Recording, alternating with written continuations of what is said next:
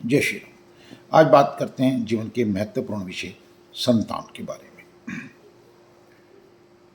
जिन लोगों की संतान नहीं हो पा रही या गर्भपात हो रहा है या बच्चे पैदा होकर मर जाते हैं, इसके लिए बहुत लंबी चर्चा मैं नहीं करूंगा, सिर्फ इतना ही कि इसके बारे में क्या करना चाहिए। मैं सिर्फ आज उपायों के बारे में चर्चा करूंगा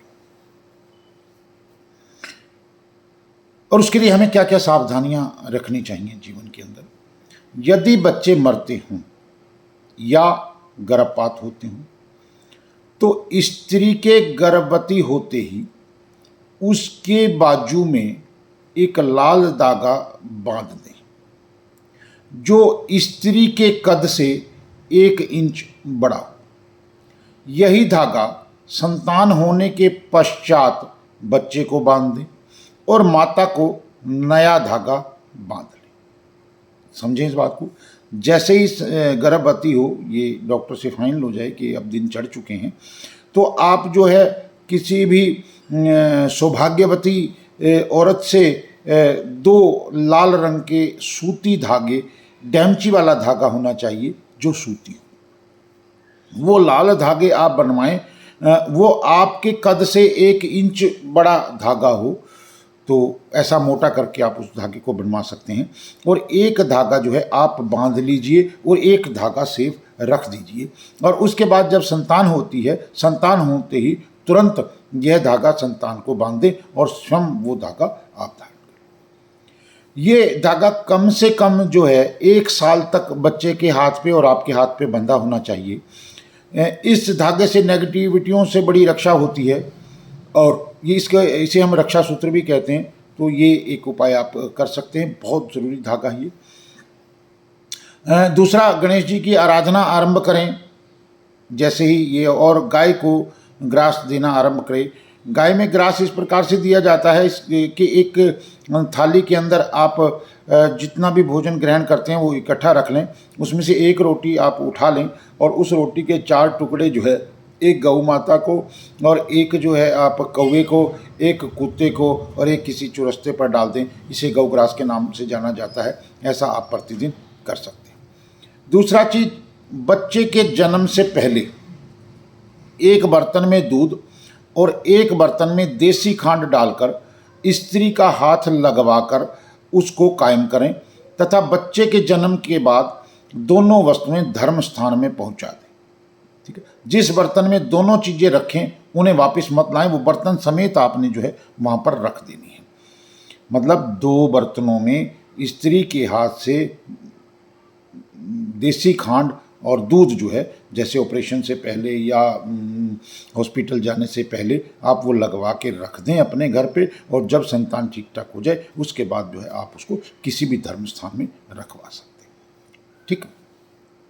इसके बाद यदि वर्षफल में किसी का राहु मंदा हो तो जौ का पानी बोतल में भरकर औरत के सिराने रखें तो पैदाइश आराम से होगी। वैसे तो इसको कोई भी कर सकता है, कोई दिक्कत वाली बात नहीं है, लेकिन किसी का वर्षफल में अगर राहु खराब हो गया तो वो इस बात को अवश्य करें, क्योंकि राहु शरारती है और वो संतान पैदा करने में थोड़ी सी दिक्कत करता है, तो उसको कैद करके रख लिया जाता है।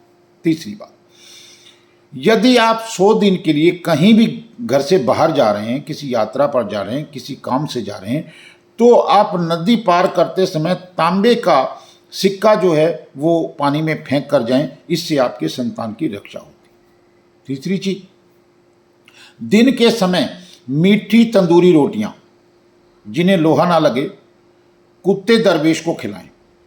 और ये क्वांटिटी में कितनी होनी चाहिए, वैसे तो ये आप ऐसा करते हैं कि 100 रोटियां हमें बनानी होती हैं। कच्चे दूध में मीठा डाल करके उससे आटा गूंदना है और वो रोटी तंदूर पे या मिट्टी के तवे पे लगे और इस रोटी को लोहा कहीं से भी टच ना करे, और 100 कुत्तों को आप 1-1 रोटी जो है खिलाएं। ठीक है। दूसरा, यदि बच्चे पैदा होते ही मरते हों तो मीठी रोटियों की जगह आप नमकीन रोटियां खिला सकते हैं। ठीक है। वहाँ आप मीठी रोटी नहीं खिलाएंगे अगर बच्चे पैदा होकर मर जाते हैं। तीसरा, अगर किसी के बार बार बच्चे पैदा हो रहे हैं, मर रहे हैं, दिन पूरे नहीं हो रहे हैं, 9वें में 7वें में ऐसा ऐसा अगर हो रहा है, तो आप ऐसी व्यवस्था करें जब आपकी पत्नी को, या अगर आप स्त्री मेरी बात को सुन रहे हैं, आप जो है डिलीवरी जो है उसका प्रयास करें किसी धर्म स्थान में। अगर आपकी डिलीवरी हो जाए तो पक्का बच्चों को कोई हानि नहीं होगी, क्योंकि धर्म स्थान में जन्मे बालक की आयु बहुत लंबी होगी। तीसरा, जिसके बच्चे बिल्कुल भी नहीं हो पा रहे हैं, तो वो कुतिया का एक नर बच्चा जो अपने समय में अकेला पैदा हुआ हो उसको पालें। उसको रखने से परिवार बढ़ाने में बरकत होगी, ये निश्चित है।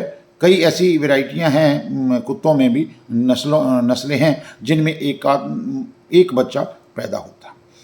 तीसरा, कभी भी एक बात याद रखें, भ्रूण हत्या मत करें, लड़कियों की हत्या मत करें, क्योंकि आने वाले समय में ये बुध की ऋण पितरी बनती है, और आने वाली तीसरी या चौथी पितरी जो है पीढ़ी के अंदर आपकी जो है संतान उत्पत्ति बंद हो जाती है, यानी कि आपका वंश बंद हो जाता है। इस बात का विशेष ध्यान रखें।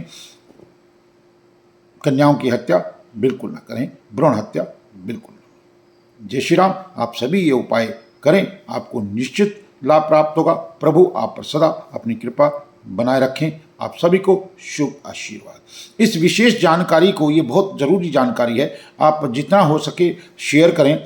जिनकी संतान नहीं है उनको अगर आप शेयर करते हैं, और अगर उनकी अगर संतान आपकी थोड़ी सी मेहनत से हो जाती है, तो देखिए आपको कितना आशीर्वाद लगेगा। इस नई जानकारियों को प्राप्त करने के लिए आप इस चैनल को सब्सक्राइब भी करें, और जो है इस वीडियो को आप ज़्यादा से ज़्यादा शेयर भी करें।